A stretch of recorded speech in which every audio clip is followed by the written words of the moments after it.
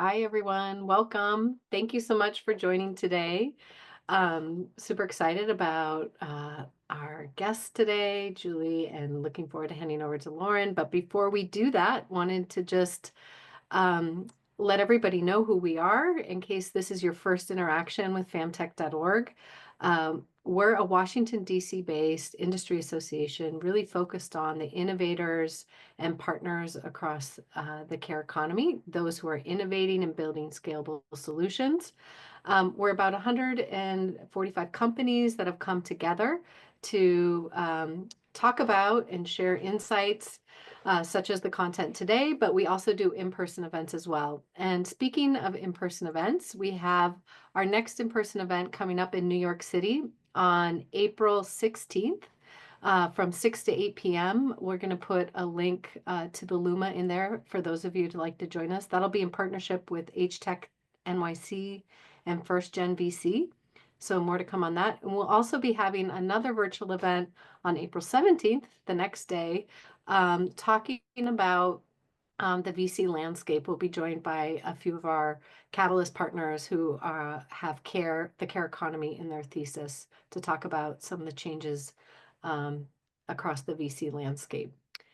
In the meantime, I'd like to invite everybody to please put your name, your company, and where you're located in the chat. It's just a great way for everyone to know who's here. And really encourage you to take advantage of the Q&A sessions and the breakout sessions. It's an awesome time to meet other founders and innovators in this ecosystem. And with that, I'll hand it over to Lauren. Thank you. Hello, everyone. Good to see you all. We were just joking that weather has been all over the place in the Bay Area where Julie and I are currently, because we went from literally wearing sundresses and shorts and t-shirts to turtlenecks again today. So anyway, wherever you are, I always love to see where people are dialing in from. Hope you're all enjoying whatever weather is out there. Okay, so with that, Anna gave a quick intro on FamTech, and I want to just dive into what this is. So many of you have been part of our bootcamp series so far, Are We There Yet? Which is really focused on selling B2B into HR and channels related to HR, and especially when it comes to founder-led sales. So many of you are kind of building your own companies in the space. So I am excited to share a bit more about my experience as entrepreneur in residence at FamTech and co-founder of Cocoon in that space. So we'll keep it short since I know a lot of you have heard this spiel before, but just really quickly, I want to touch on the agenda for today, which is we're going to have this amazing fireside chat with Julie, and I will introduce Julie shortly. But the short of it is that Julie is co-founder of Carrot Fertility, which many of you have likely heard of in the space. So really looking forward to chatting with Julie about her experience doing founder-led sales and really scaling Carrot from that perspective. And as Anna mentioned, this is all about community and connecting with each other. So we'll have our usual breakout session following that before diving into a more tactical case example from my experience building Cocoon on how do you get the sales process going for the very first time. We'll make sure to leave some time for Q&A before going into wrap up. Okay, so we'll keep it snappy just so we can spend as much time as possible chatting with Julie. But just to kind of give folks who are joining us for the first time in this series a quick overview of how to get the most out of this series, we do really want all of you to interact and be super engaged in this conversation, as opposed to me, Julie, Anna, talking at you this whole time. So please drop any Q&A throughout the session in the chat.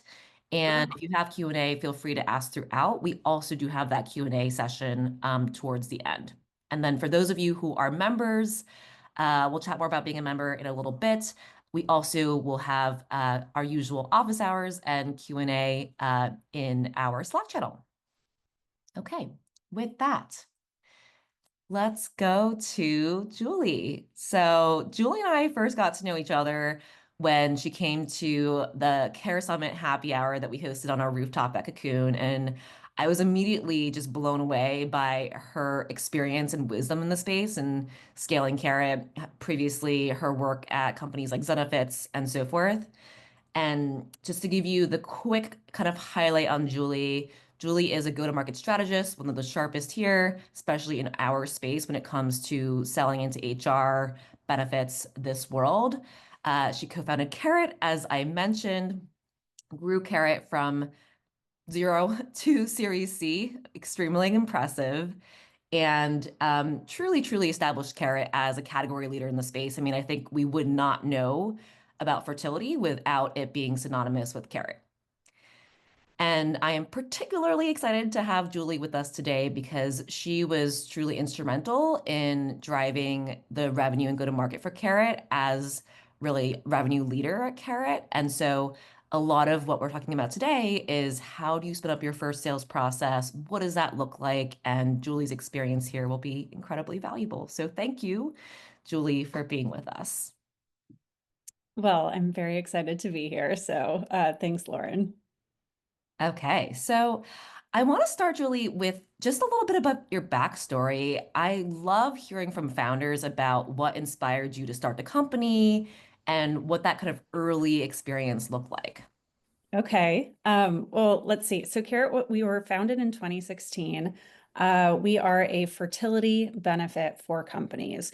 So a lot of the reason why Carrot exists is because we fundamentally believe that fertility is a medical issue. That's where it belongs. But sort of the way historically fertility was treated, it wasn't treated as a medical issue, and therefore it either was not covered in insurance at all, or it was covered really poorly, really exclusively, um, limiting in who it covers and how long you need to be trying for a family and the ways you can build a family. So what we set out to do is build a fertility benefit. So we're exclusively sold B2B. And Carrot is a way for companies to offer a really flexible and inclusive fertility benefit for their employees. Um, you might have picked this up when Lauren mentioned I have a background at Zenefits, so I'm a benefits broker, and I was really able to see kind of firsthand how fertility care was not handled. I'd have people calling asking for this care, and it was either not available at all to them, or had some pretty serious restrictions. So that's how Carrot came about. So you really saw it from the broker perspective when you were at Zenefits, where you heard from your customers, hey, this is actually something I'm looking for. Does this exist? Yeah, exactly. So it was an interesting pairing of my background from the benefit side, and then we have a chief medical officer who is a fertility doctor. So kind of those coming together along with our CEO, who really, um, you know, it had the idea and had some personal experience that could uh, contribute that led to Carrot. Yeah, yeah, I love that. And I think a lot of us on the line, Julie, are really, really interested in your experience with revenue and with sales because many of the founders in our community are at the early stages of figuring out their motion in sales. Many of us don't have background in sales necessarily. Maybe we're coming from a product background, a finance background, sometimes completely different backgrounds, not even, this is like the first business we've ever started, right? And so a lot of times what I hear from our community and from founders is, okay, I I've never done sales before, but I understand that there's this term, founder-led sales, that you as the founder are supposed to do sales as opposed to hiring someone. And so what I'm curious about is what does founder-led sales mean to you, and why do you feel like that was so important for you to be hands-on, especially at that early stage for Carrot? Yeah, great question. And I think you make a great point in that some people love sales, but probably even more people don't love sales, especially if you're a founder, you'll have a different background. Maybe it's not your strength. Maybe you've never done it before. But founder-led sales is really critical, especially in the beginning. And then, as the business continues to grow, I think founder-led sales is always, at least founder involved sales is always very important. But in the beginning, you're probably going to be doing your first sales, whether you like it or not. But there's actually a lot of great advantages to it. First of all, to get your first customers, when you do the sales, you're really going to find out if you have product market fit. Now, you can kind of have an idea or a really strong hunch. People are saying they want this, but until somebody buys your product, you don't really know if you have true product market fit. So the nice thing about doing these first sales is you know your product better than anyone. You know the problem better than anyone. You have the passion behind this. And based on the feedback that you're getting, you can tweak the product or the offering or the structure of how you sell this. So you're kind of on the front lines, but you're getting the information and you don't have to have it filtered through, for example, a salesperson. The other great thing that you might find surprising, but prospects love working with founders too. So I think you will be pleasantly surprised with this. Generally, I think the earliest sales tend to have a buyer who also has some of the passion, if not all the passion you do for solving the problem. So they experience the problem firsthand. They want to solve it, and they also like being able to give product feedback directly to the founder. And then I think sometimes in founder-led sales, you'll be pleasantly surprised that you're actually good at sales.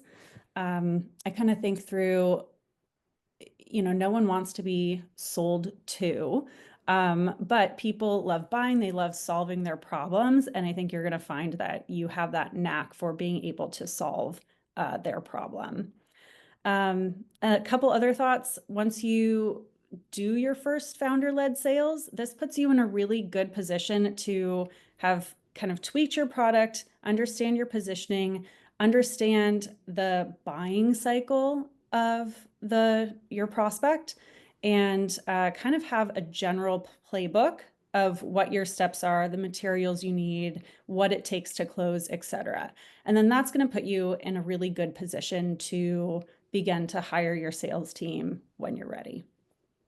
Yes, that's super key. I think it's really hard to hand off a sales process or hire account executives, sales reps when there's no pre-existing playbook, right? And so in a lot of Yeah. ways, you as the founder are doing that foundational testing and iterating to build that playbook and be able to then hire and replicate it.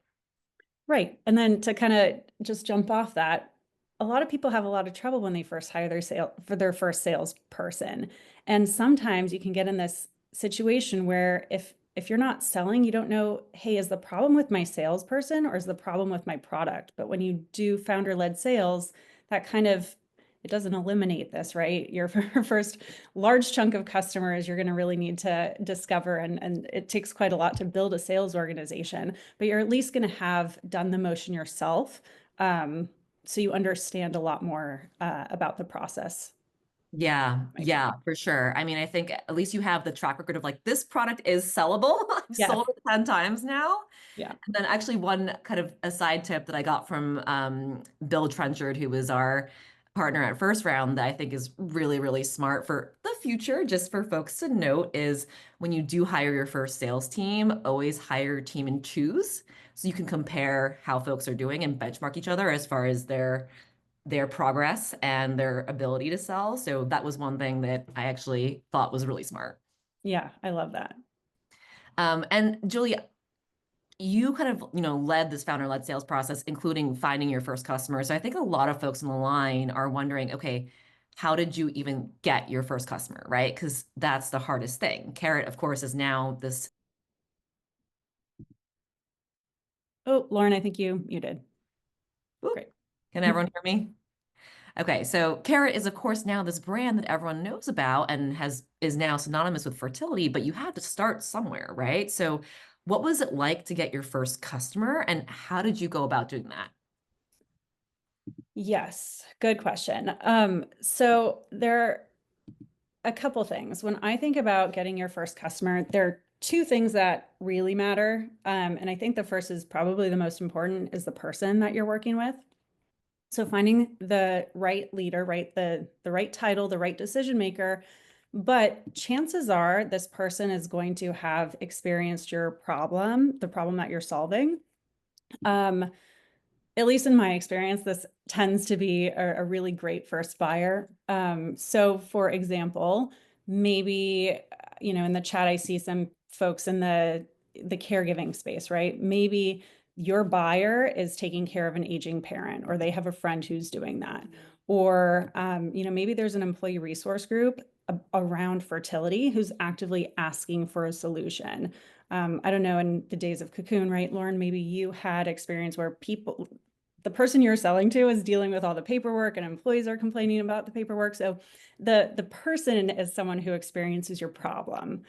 And then sort of the second important category is the company, right? So you want to find a company who isn't too afraid of startup risk and is kind of willing to take that jump on a new company. They can make decisions quickly. Maybe there aren't too many people involved in the decision-making process.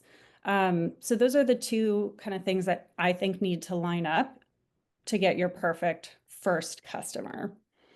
Now, I also don't think that your first customer is necessarily your ideal customer. So, for example, you might think your ideal customer is a large, self-funded company. It's really big, but maybe there are some blockers, right? Like the decision-making process is super long. It's a long sales cycle. There's a big procurement process. There are security requirements, things like that. But once you get the smaller customers or those first adopters, then you can work your way up to get your ICP. And then another thing that I think through of when getting your first customer, you as the founder, you're going to develop a relationship with this person, which is really great because you're going to most likely be able to leverage this person to help with your subsequent sales. So for example, they can help with case studies. If you get another customer, or excuse me, prospect who's really close to the finish line and they want to talk with somebody, chances are your first customer will be willing to be a reference for you. So keep in mind that your first customer won't necessarily be your ideal customer, but they're going to be really instrumental for the business as you continue to grow. That's a really thoughtful distinction, Julie, between maybe talking a little bit about an early adopter, for example, this concept, right? Starting with session 1 of this series, Yeah. where the customers that you eventually are serving as a more mature company. So, for example, Carrot now, right, is known for working with larger enterprises. However, that may not actually be your early adopter, right? For many different reasons. It could be sales cycle, for example, it could be their risk tolerance for working with a startup, right? And I got a really interesting question from one of our members the other day, and it was something like this, which is, how do you start selling when the folks you're selling into may not fully understand the pain point yet? So, for example, people may not be fully aware, several years ago when you all were starting Carrot, that fertility is a major problem that people have a need with. Not everyone is aware of that. But I thought you approached it really thoughtfully, which is like, let me go and find someone who actually deeply gets this problem and make them our first customer and champion. Yeah, and it's a little bit hard to do without relationships, but I think when you start getting yourself out there, you'll find a couple folks who really resonate with what you're putting out there. Yes, yes. Hence, start with the user interviews. Our session last week, so you can get the landscape, right? Yeah. I love it. Well, I want to also open it up to our audience for questions because I know we've been hearing tons of feedback from our community that folks want more interaction with our speakers in particular. So before I continue to pepper you with all my questions, Julie, I want to just quickly check with folks to see if anyone in the audience has a question. Okay, yes. Javest, is that right? Go ahead. Okay, unmuted. Sorry. That was close enough. It's Jay Best. Javest, nice to meet you. Good to meet you too, Lauren. And good to meet you too, Julie, at least virtually. Quick question. I've gotten some feedback from some investors around leveraging broker channels to help deliver the product, and that it may not be as effective as founders think because brokers just have a lot of different benefits that they're pushing maybe, the price of your product doesn't financially incentivize them to push your product, but obviously if companies ask about it, they'll of course offer it and then kind of facilitate that purchase. I guess what has been your experience, maybe for you as well, Lauren, but what has been your experience working with brokers in terms of just getting them to really understand the product and sell it as opposed to be more reactive about it? Okay, I guess I'll start, but fair warning, I could do an entire session on brokers and consultants, and that's a function I built out at Carrot, and we kind of learned the hard way on how to work with brokers and consultants. I would say if I had to kind of distill it down and give you my impression on this is you're right. Brokers and consultants have a ton of benefits. It's a really busy space. Um, my recommendation on how to approach it, and kind of as you expand your business as a whole, is brokers are a little bit conservative in my experience. The consultants are a little bit conservative. They really want to keep their clients and they want to make them happy.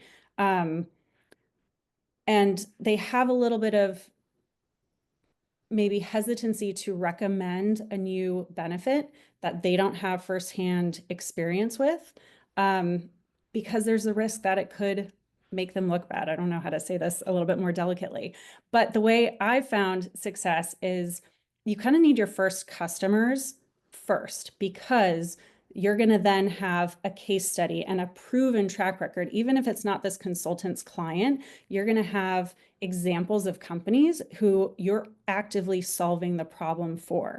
Then you can approach the consultants and say, hey, look, here's what we do for X, Y, and Z companies.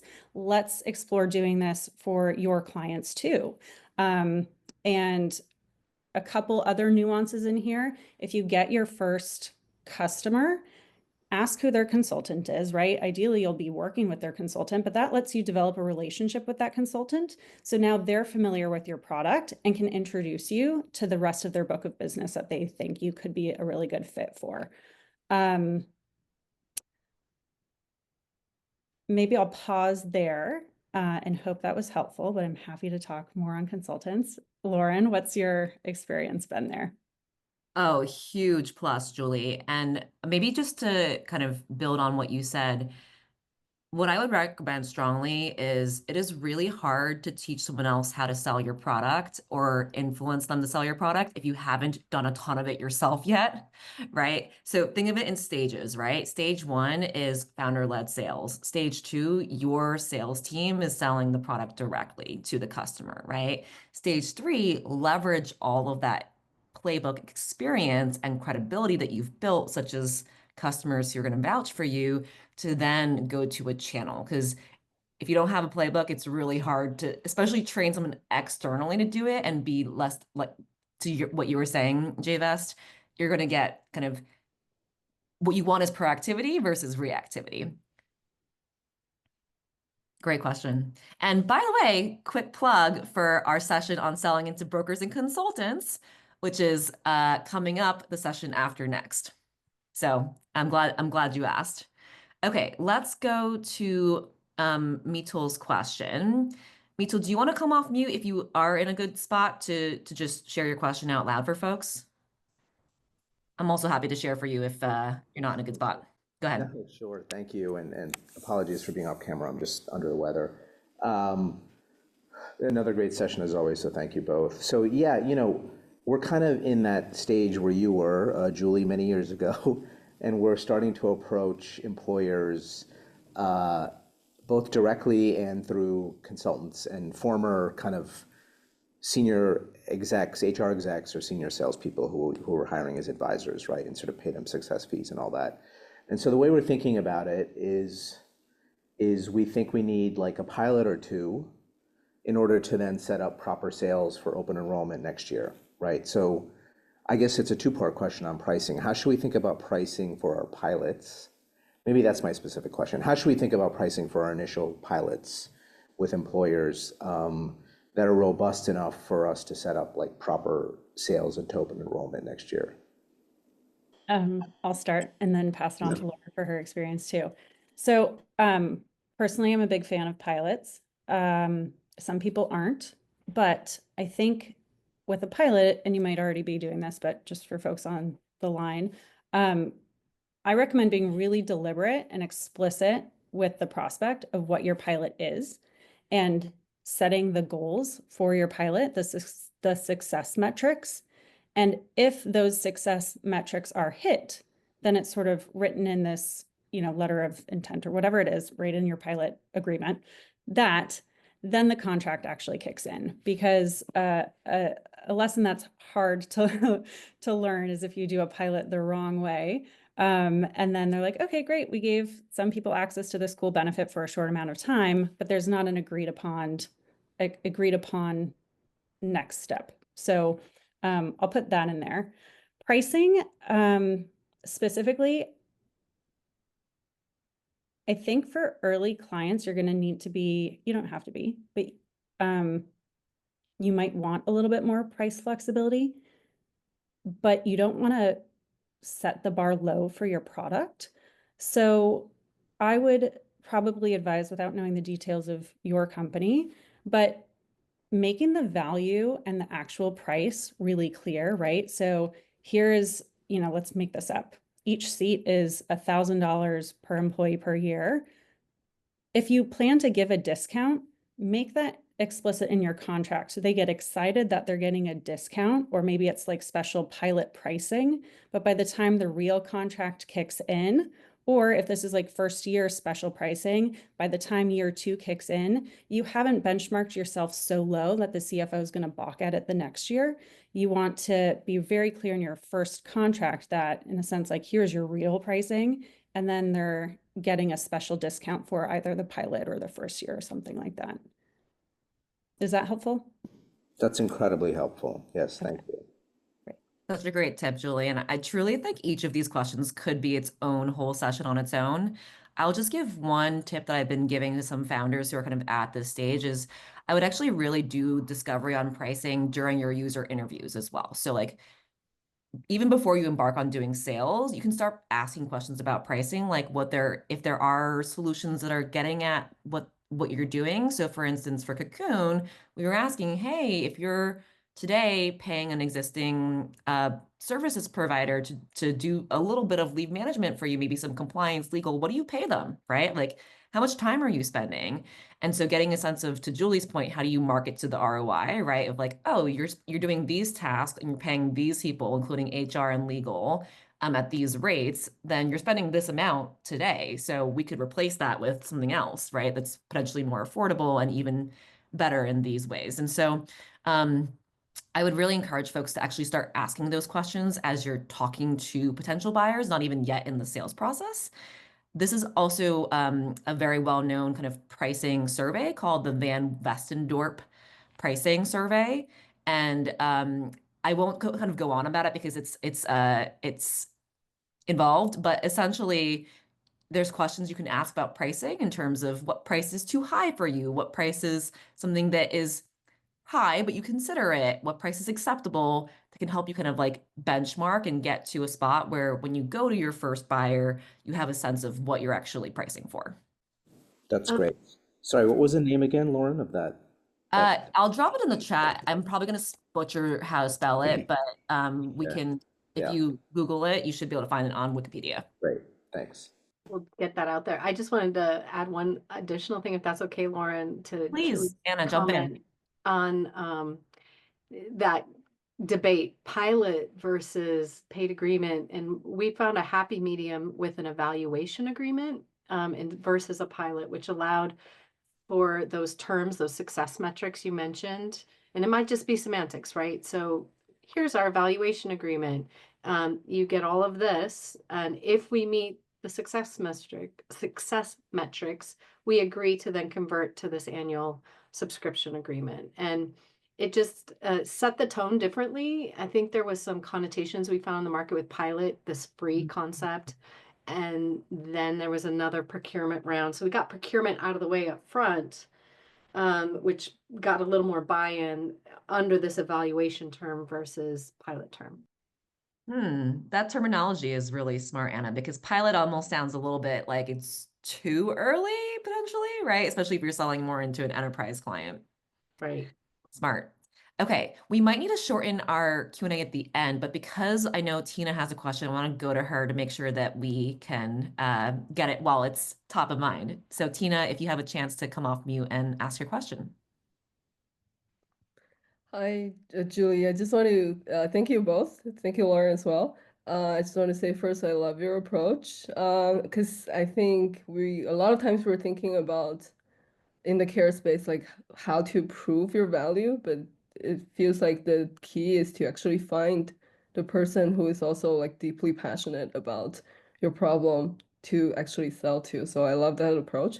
My question is, in the early days of Carrot, have you experienced selling to insurance health plans versus selling to enterprises or companies as a benefit package? And what's the difference between those? Yeah, great question. So, I'll first say I think selling into both health plans and enterprise clients is doable, but it's hard. So if that's your ideal first client, I would probably recommend you kind of revisit this strategy maybe of starting with SMB and then moving up market. I have kind of two thoughts on that. And something that I've seen success in the past is we talked a little bit about your first client, right? They're going to share that passion with you. And I think you want to find that person or that profile in every either new market or segment you go to.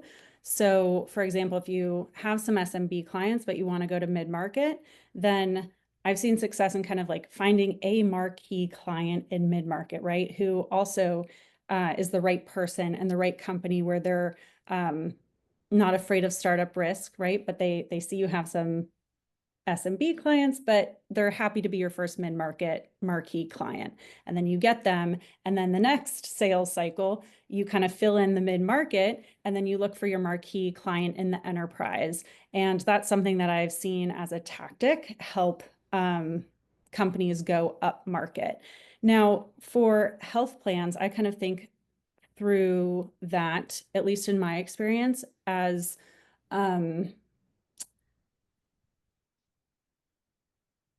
I guess it depends on the product, but whether you need to have enterprise clients first. But the way I think about it is health plans are going to really rigorously vet your product, in my experience, right? So they're going to care a lot about ROI and numbers and data. And your early adopters are the ones who are going to give you that data. So you'll probably find more success in getting individual companies first, getting that data, seeing the success metrics, calculating the ROI, for example, on whatever you're offering before the health plans will take you seriously enough to entertain a call. I know sometimes in these groups we've had people from the health plan. So if someone in here wants to chime in from the health plan side, that would be welcome. But that is my experience. Does that answer your question, Tina? Yeah. Great. So helpful. Thank you. I think the theme that I'm kind of gathering from this, Julie, is really sequence, right? As in really think about who your early adopter is going to be first and build on top of that, because you're not going to jump straight to running, right? You need to crawl first, then walk, and then run. And probably crawling is doing kind of direct sales to smaller mid-market businesses, followed by some form of walking, maybe going to enterprise, working with brokers, for example, and then running is like maybe like a health plan if that's part of your business model. I think so too. And this is not to deter anybody from going initially after the enterprise or the health plan. That could work for your business. But if those are longer sales cycles, we're startups here, we're getting our feet on the ground. Maybe do those two at the same time so you can get kind of some of the early wins with the smaller customers while you've at least started the longer sales cycle for the enterprise clients or the health plans. Yeah, I love it. Okay, well, with that takeaway, I think it's a key distinction for startups. I want to actually, first of all, say thank you, Julie, for being with us, sharing your incredible wisdom and experience. Truly, this comes from like real battle scars on the ground, and great questions from folks. We want to give folks a little bit of time to connect and reflect before diving into the more tactical bits of, okay, well, you got your first lead, like how do you close your customer, which we'll talk about for in the part as part of the Cocoon case study. But for now, I want to just quickly transition us to a quick connect and reflect breakout session, since as you all know, community is a huge part of what we do here at FamTech. And as part of that, we really want you all to get to know each other because you're all building in the same space. And we've heard really good positive feedback on that. So we're going to do a really quick one today, just 5 minutes. And Takia, who leads our events team, is going to just break you out into groups of 3 or 4. And for today's breakout, super, super simple. I'll drop this in the chat. Just want you to introduce yourself, your name, your company, literally one sentence on what your company does, and then share just a 30-second takeaway from this fireside chat so far, or just a key question that sparked to the group. And then we'll have one person share back one of their insights. Okay, so we will let you go to breakouts, but don't forget to come back in a little bit for the Shareback plus Cocoon case study. Thank you, Takia, for helping us get into our groups. And I will drop the prompt in the chat so no one is figuring out what the prompt is. I did want to let our fireside chat and Q&A go on for a little bit longer than I had planned for, mainly because there are just such good questions that were coming from you all that I wanted to make sure folks got them out while we have Julie. So we heard from Julie about the sort of like strategy when it comes to founder-led sales and doing this for the first time. As a follow-up, and this is by no means going to be a course on sales, so to speak. However, you will give you some tips, right, for your founder-led sales. We're going to get some really tactical. We're going to get really tactical in this upcoming Cocoon case study on how we approach doing sales for the first time. Before we go there, though, I want to just do our quick call to action of if you're not part of FamTech yet, definitely join. Julie is actually going to be in our Slack channel this week answering questions as well. So extra plus for why join now. Membership fees are extremely minimal, and the community is incredible, as hopefully you've got a sense from this breakout session on. So just wanted to quickly plug that. But let's go back to the breakout really quickly. I just want one volunteer to share a quick takeaway that you got from this conversation so far, or question. Well, I have a question. Yes, go for it, Debbie. Okay, so I'm CEO of Ways and Wayne, and we are in the family care benefit space. And so my question is, there with budgets being tight for so many HR professionals, and for the ancillary benefit space, there's a lot of competition just in terms of decisions that they're making. So, you're not necessarily competing against a like benefit. You're competing against, it's either family care benefit or pet insurance. So for those benefits that are like niche, like the fertility benefit, but high impact, do you have any suggestions for how to approach the decisions and kind of vision casting for them? Great question. Especially given the climate that we're in today, to what you were alluding to, Debbie. So, Julie, I don't know if you want to give your quick take on this. I'm happy to also share some thoughts as well. Why don't you start with your thoughts, Lauren, since I've gone first for all the other questions, and then I'll chime in with mine. Yeah. So just to recap for Debbie, essentially you're kind of, to Debbie's point, these days it's like budget is limited. There's a lot of uncertainty in the environment, right? And so how do you actually sell against some of these other benefits that they could be choosing, right? And I think what it comes down to is figuring out, again, back to the piece around early adopter, right? And I think we're going to keep going back to this term many, many times because your early adopter is going to feel the pain point of your problem most acutely. And so I see different teams on the line, but I do see like one of the teams who I've been chatting with that are working on home affordability. And not every company cares about home affordability, right? Just using that as an example. But if you're living in certain states like California or New York, for example, that is a huge burning problem for people, your employees who are in those states, right? And so figuring out, for example, okay, like who for certain companies, pet insurance might be more important than fertility or vice versa. And getting a sense, especially from talking to a wider range of folks, HR leaders, for example, before you start selling and focusing your efforts there is really, really key. Julie, anything you'd add? Yeah, so a couple thoughts here. I would say sort of two buckets, right? It sounds like your product or some of these high-end products can really help recruit and retain in a way that other benefits can't, right? Like a gym membership, that's a nice kind of perk, and it does touch everybody at the company. But a gym membership is probably not going to recruit or retain certain talent. So it is a little bit tough, right? Because sometimes I found myself in the spot where an HR person or benefits leader said, hey, we need a benefit that everybody can use. Well, that's not the case with every benefit out there, but your benefit might have more of an impact. So I would stress the recruit and retain kind of focus.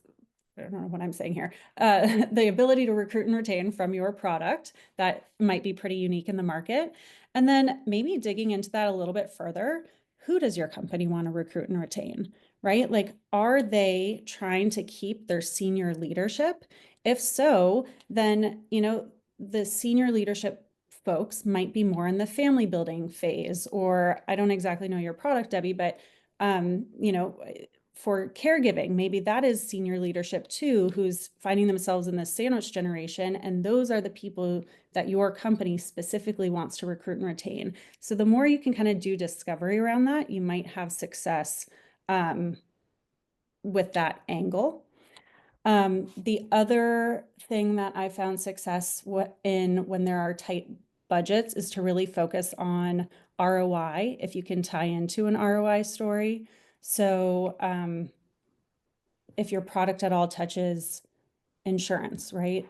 How do you ultimately help a company save on their medical spend, especially if they're a self-funded company? That one can really kind of help secure you as a need to have benefit instead of a nice to have benefit. And then taking a totally different approach here, because I know there's a variety of different companies. I was talking with a founder yesterday, and he was asking me, how do I take my direct-to-consumer product and sell it into businesses? Well, one of the things we talked about is how he wants to offer this benefit. And so we kind of talked through a variety of different ways, right? If he wants the company to pay for the benefit, that is definitely kind of the gold standard, and that's what he wants to get to. But in the interim, if the company doesn't have a budget or if he wants a quicker sales cycle, then it is a direct-to-consumer product. So maybe there are ways to have HR and benefits promote your benefit, but if they don't have to pay anything, then that's a really great way to get your foot in the door when the company doesn't have budget, but they can still offer you as a benefit and get you in front of their employees and put you in the benefit fair and the benefits package and things like that. I just want to jump in real quick. I hope, Debbie, knowing your business and you're a little later stage, I think, in some of this, and making sure data is at the forefront along those lines Julie mentioned of ROI, you have the ability to maybe say, here's our sample survey or whatever. Have you queried how many of your employees are pet owners and are demanding the pet insurance? No problem. We'll talk to you in year 2 or 3. And then they just don't waste your time. If the majority of their demographics, and back to your ideal customer profile, like Lauren has done a great job explaining, if the demographics are not experiencing the life events that you're targeting, then quickly say, I will reach out to you in 2 years and we will have a different story. And I have a special survey for you to measure that with data, with that ROI. And then go back and go to those customers who you know they have the data. This is a clear ROI and they're not going to prioritize that pet insurance. Mhm. Yes, yes. I love that additional thought, Anna, on the early adopter. Awesome. I know we are actually getting close on time, and what I'm actually going to do is say, like, let's use the rest of this time for Q&A because there's just so much meat here. And so we'll save some of the more tactical sales things for our next session. But just so folks know, for our next session, we'll chat more about, okay, how do you actually do your first founder-led sales playbook, right? How do you like create that process and playbook? So we won't go into that a ton today because it's quite meaty, but stay tuned for the next session. With that, since we have only a few minutes left, I believe Santi had a question. Santi, if you want to come off mute and ask your question. Yeah, no, awesome. Thank you, Lauren. So, one quick question before you, Julie. So, one of the things that we've been doing, to preface, I'm a co-founder at Own Homes. We deal with home affordability. We basically do like high yield savings account for matching and discounts with real estate agents. A couple of things, but I'll spare you the details.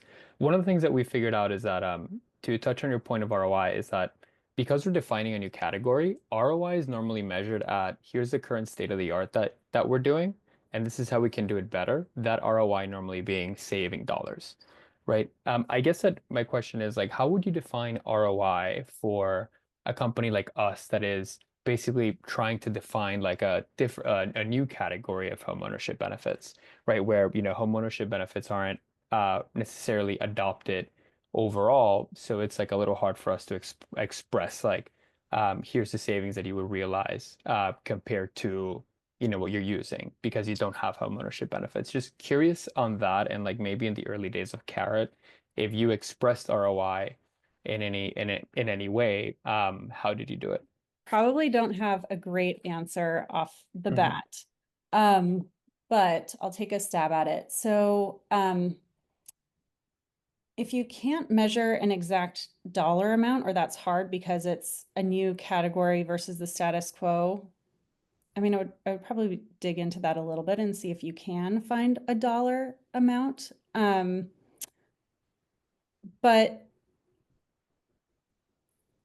I think you can kind of tell your ROI story in a creative way that you want. So maybe it's not dollars, but maybe it is going back to the recruiting and retaining talent.